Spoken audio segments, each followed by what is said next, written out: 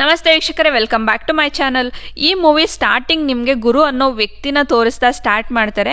ಇವನು ಇಲಿನ ಫ್ರೈ ಮಾಡಿಕೊಂಡು ತಿಂತಿರ್ತಾನೆ. ಪಕ್ಕದಲ್ಲೇ ಅವನು ಲವ್ ಮಾಡ್ತಿರುವಂತಹ ಮಾಲಾ ಅನ್ನೋ ಹುಡುಗಿ ಕೂಡ ಇರ್ತಾರೆ. ಒಳಗಡೆ ಅವರಮ್ಮ ಮಲಗಿರ್ತಾರೆ. ಆದರೂ ಇವರಿಬ್ರು ಒಬ್ರನ್ನೊಬ್ರು ನೋಡ್ತಾ ಇಂಟಿಮೇಟ್ ಮಾಡೋಕೆ ಸ್ಟಾರ್ಟ್ ಮಾಡಿಬಿಡ್ತಾರೆ. ಆದ್ದರಿಂದ ಟೇಬಲ್ ಮೇಲಿರೋ ಎಲ್ಲ ವಸ್ತುಗಳು ಅಳ್ಳಾಡೋಕೆ ಸ್ಟಾರ್ಟ್ ಆಗುತ್ತೆ. ಗುರು ಆ ಕಡೆ ಅವ್ರ ಅಮ್ಮನ ಬೆಡ್ ಕಡೆ ನೋಡ್ತಾನೆ, ಬಟ್ ಅವ್ರ ಅಮ್ಮ ಅಲ್ಲಿ ಕಾಣಿಸೋದಿಲ್ಲ. ಸೊ ಪಕ್ಕದಲ್ಲಿ ಮಾಲಾ ಗುರುನ ನೋಡಿ ನಗ್ತಿರ್ತಾಳೆ. ಆಗ ಅವನು ಇಲಿ ಜೊತೆ ಇಂಟಿಮೇಟ್ ಮಾಡ್ತಿರೋ ಥರ ಊಹಿಸ್ಕೊಳ್ತಾನೆ. ಸೊ ತಕ್ಷಣ ಶಾಕ್ ಆಗಿ ಕೆಳಗಡೆ ಬಿದ್ದುಬಿಡ್ತಾನೆ.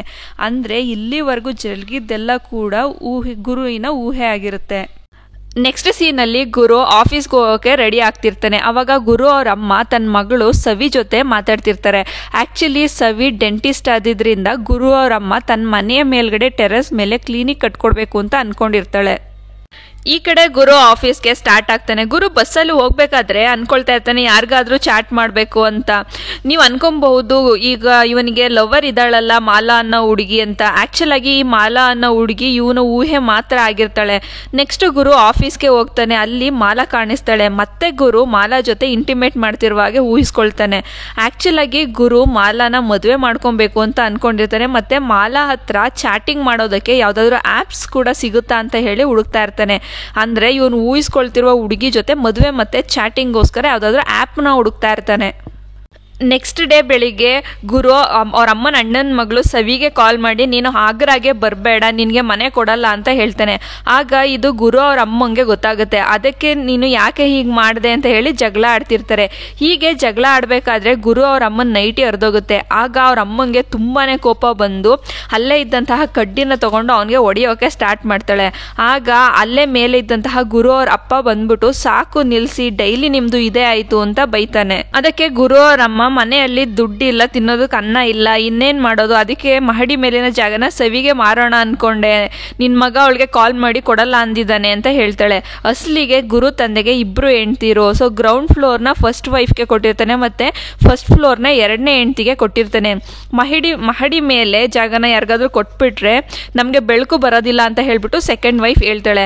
ಆಗ ಗುರು ಅವ್ರ ತಂದೆ ಎಲ್ರಿಗೂ ಬಾಯಿ ಮುಚ್ಕೊಂಡು ಸುಮ್ನಿರಿ, ಆ ದುಡ್ಡು ಏನಿದೆ ಅದನ್ನ ನಾನೇ ಅರೇಂಜ್ ಮಾಡ್ತೀನಿ ಅಂತ ಹೇಳ್ತಾನೆ.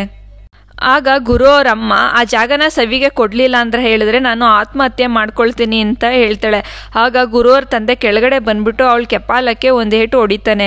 ಆಗ ಗುರು ಅವನ ಅಪ್ಪಂಗೆ ಹೇಳ್ತಾನೆ, ಅಪ್ಪ ನಾನು ಒಂದು ಹುಡುಗಿನ ಇಷ್ಟಪಡ್ತಿದ್ದೀನಿ, ನಾನು ಅವಳನ್ನ ಮದುವೆ ಆಗಿ ಟೆರೆಸ್ ಮೇಲೆ ರೂಮ್ ಕಟ್ಕೊಂಡು ಅದರಲ್ಲಿ ಇರ್ತೀವಿ ಅಂತ ಹೇಳ್ತಾನೆ. ಅದು ಕೂಡ ಇವನು ಊಹಿಸ್ಕೊಂಡಿರ್ತಾನಲ್ಲ ಮಾಲಾ ಅನ್ನೋ ಹುಡುಗಿನ, ಅವಳ ಜೊತೆ ಇವನಿಗೆ ಮದುವೆ ಮತ್ತೆ ಸಂಸಾರ ಅಂತೆ. ಸೊ ಅದಕ್ಕೆ ನೀವು ಒಪ್ಕೊಳ್ಳಿಲ್ಲ ಅಂತ ಹೇಳಿದ್ರೆ ನಾನು ಫೆನೈಲ್ನ ಕುಡಿದು ಸತ್ತೋಗ್ತೀನಿ ಅಂತ ಹೇಳ್ತಾನೆ. ಮತ್ತೆ ಆ ಹುಚ್ಚ ಫೆನೈಲ್ನ ಕುಡಿಯೋಕೆ ಸ್ಟಾರ್ಟ್ ಮಾಡ್ತಾನೆ. ಅವ್ರ ಅಪ್ಪ ಅಮ್ಮ ಎಷ್ಟೇ ತಡೆಯೋಕೆ ಪ್ರಯತ್ನ ಮಾಡಿದ್ರು ಕುಡಿತೀನಿ ಅಂತ ಅಂತಿರ್ತಾನೆ. ಅವಾಗ ಅವರ ಅಪ್ಪ ಅಮ್ಮ ಇಬ್ರು ಕೂಡ ಅವನನ್ನ ಕಟ್ ಹಾಕಿ ಒಬ್ಬ ಡಾಕ್ಟರ್ನ ಕರೆಸ್ತಾರೆ. ಆದರೆ ಅವನು ಅವ್ರ ಜೊತೆ ಟ್ರೀಟ್ಮೆಂಟ್ನ ತಗೊಳ್ದೆ ಹೊರಗಡೆ ಓಡ್ ಬಂದು ಮಾಲಾಗೆ ಕಾಲ್ ಮಾಡಿಬಿಡ್ತಾನೆ. ಸೊ ಇಷ್ಟರಲ್ಲಿ ಮಾಲಾ ಕೂಡ ಅಲ್ಲಿಗೆ ಬರ್ತಾಳೆ. ಗುರು ಮಾಲಾನ ತಪ್ಕೊಂಡು ಅಳುತ್ತಾ ಎಲ್ರಿಗೂ ಪರಿಚಯ ಮಾಡಿಸ್ತಿರ್ತಾನೆ, ಇವಳೇ ನಾನು ಪ್ರೀತಿಸ್ತಾ ಇರುವಂತಹ ಹುಡುಗಿ ನೋಡಿ ಅಂತ ಹೇಳ್ಬಿಟ್ಟು. ಅಲ್ಲಿರೋ ಡಾಕ್ಟರ್ನು ಸೇರಿ ಎಲ್ರಿಗೂ ಕೂಡ ಒಂಥರ ಶಾಕಿಂದ ನೋಡ್ತಾ ಇರ್ತಾರೆ. ಯಾಕೆ ಅಂತ ಹೇಳಿದ್ರೆ ಈ ಮಾಲಾ ಗುರುವಿನ ಊಹೆ ಮಾತ್ರ ಆಗಿರ್ತಾಳೆ. ಸೊ ಅವನಿಗೆ ಬಿಟ್ರೆ ಇವಳು ಬೇರೆ ಯಾರಿಗೂ ಕಾಣಿಸೋದೇ ಇಲ್ಲ. ಆಗ ಡಾಕ್ಟರ್ ಹೇಳ್ತಾನೆ, ಇಲ್ಲಿ ಯಾವ ಹುಡುಗಿನೂ ಇಲ್ಲ, ನಿನಗೆ ಒಂದು ಭ್ರಮೆ ಸ್ಟಾರ್ಟ್ ಆಗಿದೆ ಅಷ್ಟೇನೆ ಅಂತ ಹೇಳ್ತಾನೆ. ಆಗ ಗುರು ತುಂಬಾನೇ ಕೋಪ ಮಾಡಿಕೊಂಡು ಡಾಕ್ಟರ್ಗೆ ಹೊಡೆಯೋಕೆ ಸ್ಟಾರ್ಟ್ ಮಾಡ್ತಾನೆ. ಅವನ ಅಪ್ಪ ಅಮ್ಮ ಎಷ್ಟೇ ಹೇಳಿದ್ರು ಅವ್ರ ಮಾತು ಕೇಳಿಸ್ಕೊಳ್ದೆ ಡಾಕ್ಟರ್ನ ತುಂಬಾನೇ ಕ್ರೂರವಾಗಿ ಹೊಡಿತಾ ಇರ್ತಾನೆ. ಅಷ್ಟರಲ್ಲಿ ಅಲ್ಲಿಗೆ ಸವಿ ಬರ್ತಾಳೆ. ಸೊ ಅಷ್ಟಕ್ಕೆ ಆ ಜಗಳ ಅಲ್ಲಿಗೆ ಮುಗಿಯುತ್ತೆ. ನೆಕ್ಸ್ಟ್ ಸೀನಲ್ಲಿ ಗುರು ತನ್ನ ಹತ್ರ ಇರೋ ದುಡ್ಡನ್ನೆಲ್ಲ ಎತ್ಕೊಂಡು ಎಲ್ಗೂ ಹೋಗ್ತಿರ್ತಾನೆ. ಆದರೆ ಅವನು ಹೊರಗಡೆ ಹೋಗ್ತಾನೆ ಅಂತ ಆ್ಯಕ್ಚುಲಾಗಿ ಆಲ್ರೆಡಿ ಇವನು ಸೂಸೈಡ್ ಪಾರ್ಟಿ ಅಲ್ವಾ, ಅದಕ್ಕೆ ಅವ್ರ ಮನೆಯವರೆಲ್ಲ ಸೇರಿ ಡೋರ್ನ ಲಾಕ್ ಮಾಡ್ಕೊಂಡಿರ್ತಾರೆ. ಆಗ ಅವನು ಅವ್ರ ಅಮ್ಮನ ಹತ್ರ ಕೇಳ್ತಾನೆ, ನಾನು ಹೊರಗಡೆ ಹೋಗ್ಬೇಕು, ಲಾಕ್ನ ಓಪನ್ ಮಾಡಿ ಅಂತ ಹೇಳ್ಬಿಟ್ಟು. ಅದಕ್ಕೆ ಅವ್ರು ಹೇಳ್ತಾರೆ, ನಿನ್ನ ಜೊತೆ ಸವಿನೂ ಕೂಡ ಬರ್ತಾಳೆ, ಅವಳನ್ನ ಕರ್ಕೊಂಡು ಹೋಗು ಅಂತ ಹೇಳ್ತಾರೆ. ಸೊ ನೆಕ್ಸ್ಟು ಸವಿ ಮತ್ತೆ ಗುರು ಇಬ್ರು ಕೂಡ ಒಂದು ಕನ್ಸ್ಟ್ರಕ್ಷನ್ ಕಂಪ್ನಿಗೆ ಹೋಗ್ತಾರೆ. ಗುರು ಅವ್ರ ಹತ್ರ ನಾನು ಮನೆಯ ಮೇಲೆ ಒಂದು ರೂಮ್ನ ಕಟ್ಟಿಸ್ಬೇಕು ಅಂತ ಕೇಳ್ತಿರ್ತಾನೆ. ಸೊ ಈ ಕಡೆ ಪ್ರಕಾಶ್ ಅವ್ನ ಎರಡನೇ ವೈಫು ಮೊಬೈಲ್ನ ತೊಗೊಂಡು ಚೆಕ್ ಮಾಡ್ತಿರ್ತಾಳೆ. ಯಾಕಂದರೆ ಅವಳಿಗೆ ಪ್ರಕಾಶ್ ಮೇಲೆ ಡೌಟ್ ಬಂದಿರುತ್ತೆ. ಅವಾಗ ನೋಡಿದ್ರೆ ಅಲ್ಲಿ ಪ್ರಕಾಶ್ ಮತ್ತೊಂದು ಹೆಂಗಸಿನ ಜೊತೆ ಚಾಟ್ ಮಾಡ್ತಿರ್ತಾನೆ. ಮತ್ತು ಈ ಮನೆನ ಮಾರಿ ಅವಳಿಗೆ ದುಡ್ಡನ್ನ ಕೊಡಬೇಕು ಅಂತ ಪ್ಲ್ಯಾನ್ ಮಾಡ್ಕೊಂಡಿರ್ತಾನೆ. ಈ ಕಡೆ ಗುರು ಬಾತ್ರೂಮ್ಗೆ ಹೋಗಿ ಚಾಟಿಂಗ್ ಮಾಡ್ತಿರ್ತಾನೆ. ನಿಜವಾಗ್ಲೂ ತುಂಬ ದಿನದಿಂದ ಒಂದು ಹುಡುಗಿ ಜೊತೆ ಚಾಟಿಂಗ್ ಮಾಡ್ತಿರ್ತಾನೆ. ಆ ಹುಡುಗಿ ಮೀಟ್ ಮಾಡಬೇಕು ಅಂತ ಕೇಳ್ತಾಳೆ. ಆಗ ಗುರು ನಿನ್ನನ್ನು ಹೇಗೆ ಕಂಡುಹಿಡಿಯೋದು ಅಂತ ಹೇಳ್ತಾನೆ. ಸೊ ಅದಕ್ಕೆ ಅವಳು ನೀನೇ ಒಂದು ಡ್ರೆಸ್ನ ಕೋಡ್ನ ಹಾಕೊಂಬ, ಸೊ ನಾನು ನಿನ್ನನ್ನು ಕಂಡುಹಿಡಿತೀನಿ ಅಂತ ಹೇಳ್ತಾಳೆ. ನೆಕ್ಸ್ಟ್ ಗುರು ಆ ಹುಡುಗಿ ಹೇಳಿದಂಥ ರೆಸ್ಟೋರೆಂಟ್ಗೆ ಕೂಡ ಹೋಗ್ತಾನೆ. ಸೊ ಆ ಹುಡುಗಿ ಅಲ್ಲಿಗೆ ಬರ್ತಾಳೆ. ಆದರೆ ಇಬ್ಬರೂ ಒಬ್ರನ್ನೊಬ್ರು ಮಾತಾಡ್ಸಲ್ಲ. ಇವನೊಂದು ಟೇಬಲಲ್ಲಿ ಅವಳೊಂದು ಟೇಬಲಲ್ಲಿ ಆ ಥರ ಕೂತ್ಕೊಂಡು ಒಬ್ರನ್ನೊಬ್ರು ನೋಡ್ತಾ ಇರ್ತಾರೆ. ಹೀಗೆ ಅವಳು ಗುರುನ ಫುಲ್ ಮೇಲಿಂದ ಕೆಳಗೆ ನೋಡಿ ಹಾಗೆ ಏನು ಅನಿಸ್ತೋ ಅವಳಿಗೆ ಮೋಸ್ಟ್ಲಿ ನಮ್ಮ ಗುರು ಇಷ್ಟ ಆಗಲಿಲ್ಲ ಅನಿಸುತ್ತೆ. ಅದಕ್ಕೇ ಫೋನಲ್ಲಿ ಮಾತಾಡ್ತಿರೋ ಥರ ಆ್ಯಕ್ಟ್ ಮಾಡಿ ಹೊರಗಡೆ ಹೋಗ್ಬಿಡ್ತಾಳೆ. ಸೊ ಗುರುಗೆ ಇದನ್ನೆಲ್ಲ ನೋಡಿ ತುಂಬಾ ಹರ್ಟ್ ಆಗುತ್ತೆ. ಮನೆಗೆ ಬಂದ್ಬಿಟ್ಟು ತುಂಬ ಬೇಜಾರಲ್ಲಿ ಇರ್ತಾನೆ. ಹಾಗೆ ಮನೆಯಲ್ಲಿ ಸವಿ ಮಾತ್ರ ಇರ್ತಾಳೆ. ಅವಳು ಗುರುವನ್ನ ಹತ್ರ ಬಂದ್ಬಿಟ್ಟು ಏನಾಯಿತು ಅಂತ ಕೇಳ್ತಾಳೆ. ಆಗ ಗುರು ಏನು ಮಾತಾಡೋದೆ ರೂಮ್ ಒಳಗಡೆ ಹೋಗಿ ಅಳೋಕೆ ಸ್ಟಾರ್ಟ್ ಮಾಡ್ತಾನೆ. ಆಲ್ರೆಡಿ ಸೂಸೈಡ್ ಪಾರ್ಟಿ ಆಗಿರೋಂಥ ನಮ್ಮ ಗುರುವನ್ನ ನೋಡಿಬಿಟ್ಟು ಸವಿಗೆ ತುಂಬಾ ಭಯ ಆಗುತ್ತೆ. ಈ ಹುಚ್ಚ ಮತ್ತೆ ಏನು ಮಾಡ್ಕೊಳ್ತಾನೆ ಅಂತ ಹೇಳ್ಬಿಟ್ಟು ಡೋರ್ನ ಓಪನ್ ಮಾಡೋಕ್ಕೆ ಟ್ರೈ ಮಾಡ್ತಾಳೆ. ಹಾಗೆ ತಳ್ಳಿ ಡೋರ್ನ ಕೂಡ ಓಪನ್ ಮಾಡ್ತಾಳೆ. ಒಳಗಡೆ ಹೋಗ್ಬಿಟ್ಟು ಅಲ್ಲೇ ಅಳ್ತಾ ಮಲಗಿರುವಂತಹ ಗುರುಗೆ ಸಮಾಧಾನ ಮಾಡೋಕ್ಕೆ ಟ್ರೈ ಮಾಡ್ತಿರ್ತಾಳೆ. ಬಟ್ ಆಲ್ರೆಡಿ ತುಂಬಾ ಕಾಮಾಂತರ ಆಗಿರುವ ನಮ್ಮ ಗುರು ಸವಿನ ರೇಪ್ ಮಾಡೋಕ್ಕೆ ಟ್ರೈ ಮಾಡ್ತಾನೆ.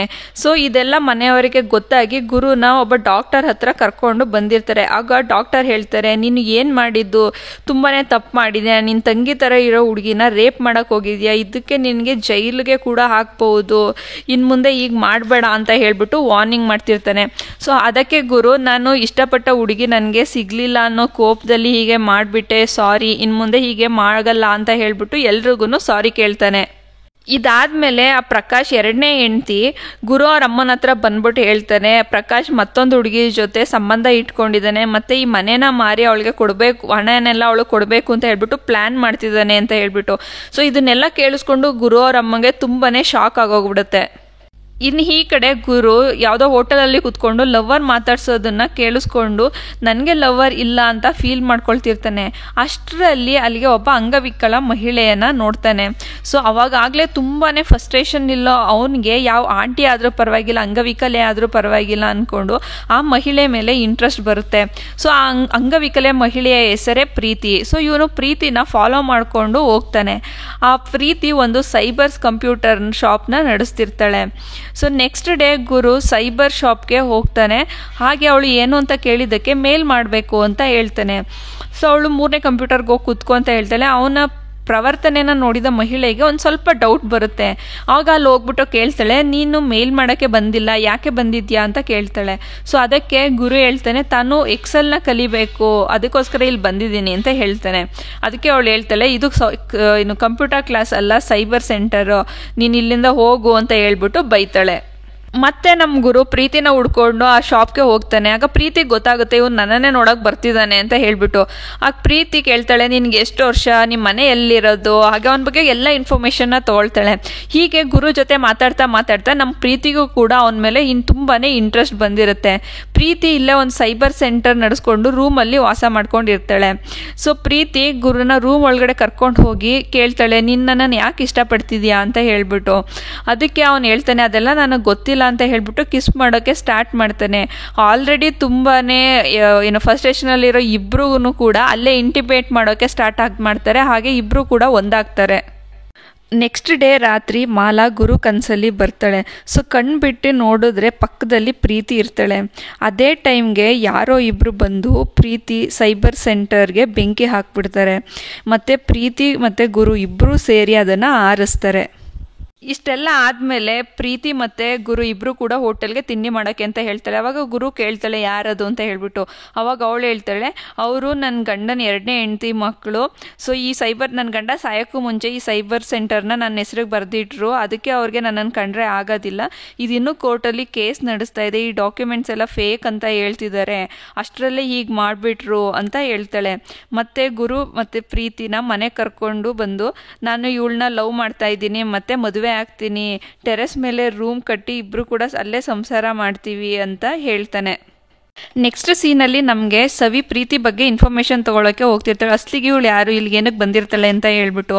ಅವಾಗ ಅವಳಿಗೆ ಗೊತ್ತಾಗೋದೇನು ಅಂತ ಹೇಳಿದ್ರೆ, ಸೊ ಅವಳು ಪ್ರೀತಿ ಏನು ಸೈಬರ್ ಸೆಂಟರ್ ನಡೆಸ್ತಾ ಇರ್ತಾಳೆ, ಅದು ಅವಳಿಗೆ ದಕ್ಕೋದಿಲ್ಲ ಅಂತ ಅವಳಿಗೆ ಗೊತ್ತಾಗಿರುತ್ತೆ. ಏನಕ್ಕಂದರೆ ಅವಳು ಗಂಡಂಗೆ ಒಬ್ಬ ಗಂಡು ಮಗ ಇರೋದ್ರಿಂದ ಅದು ಅವನಿಗೆ ಹೋಗುತ್ತೆ, ಇವಳಿಗೆ ಸೇರಲ್ಲ. ಸೊ ಹಾಗಾಗಿ ಗುರು ಅವ್ರ ಮನೆ ಮೇಲ್ಗಡೆ ಇರುವಂತಹ ಖಾಲಿ ಜಾಗದಲ್ಲಿ ಅವಳು ಇವನ್ನ ಮದುವೆ ಆಗಿ ಅಲ್ಲಿ ಸೈಬರ್ ಸೆಂಟರ್ ನಡೆಸಬೇಕು ಅಂತ ಪ್ಲ್ಯಾನ್ ಮಾಡ್ಕೊಂಡಿರ್ತಾಳೆ.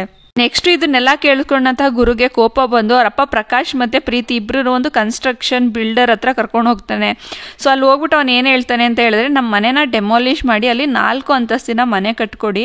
ಸೊ ಅದಕ್ಕೆ ಬದಲಾಗಿ ನಾನು ನಿಮಗೆ ನಮ್ಮ ಮನೆ ಕೆಳಗಡೆ ಇರುವಂಥ ಕಮರ್ಷಿಯಲ್ ಜಾಗನ ನಿಮಗೆ ಬಿಟ್ಕೊಡ್ತೀನಿ ಅಂತ ಹೇಳ್ತಾನೆ. ಸೊ ಅವ್ರು ಫಸ್ಟ್ ಅದಕ್ಕೆ ಒಪ್ಕೊಳ್ಳಲ್ಲ. ಅದಾದಮೇಲೆ ಅವ್ರಿಗೆ ಗೊತ್ತಾಗುತ್ತೆ ಆ ಕನ್ಸ್ಟ್ರಕ್ಷನ್ ಜಾಗ, ಅದು ಕಮರ್ಷಿಯಲ್ ಜಾಗ ತುಂಬಾ ವ್ಯಾಲ್ಯೂ ಇದೆ ಅಂತ ಹೇಳಿ. ಸೊ ಹಾಗಾಗಿ ಆ ಡೀಲ್ನ ಓಕೆ ಮಾಡ್ತಾರೆ.